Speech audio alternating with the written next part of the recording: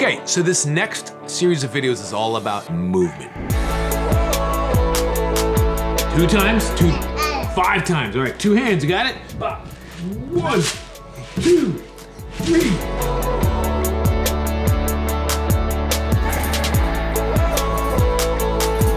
That the vestibular system goes from your inner ear to your brain is very close to your auditory nerve. Okay, the next one is supine flexion. So supine is when I'm on my back, and flexion is when I flex my knees up, and I'm flexing my whole body.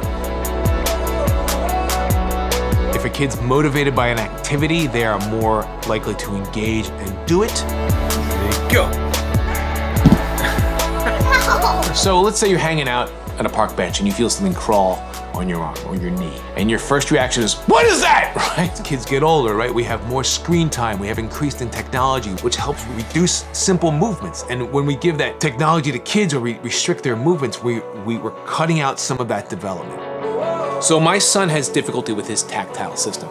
And it took me a long time to see this. My son likes to crash and bash and smash. He loves that. So here I add a little weight to it, so I'm getting my heavy work in. And now I'm working on my coordination. Go ahead, 2 hands, pull it in, pull in the fish. Awesome. Here we go, one more time, one more funny noise. Oh! Oh!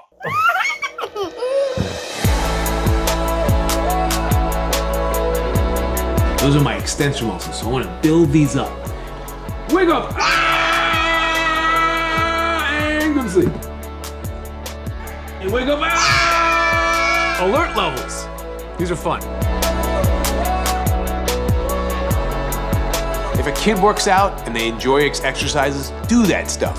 Whatever motivates the kid. So it can be anything. Suddenly, you really have to go to the bathroom. That's a physiological need. How much of that conversation are you gonna be able to process and understand when you're thinking about, I really gotta go to the bathroom?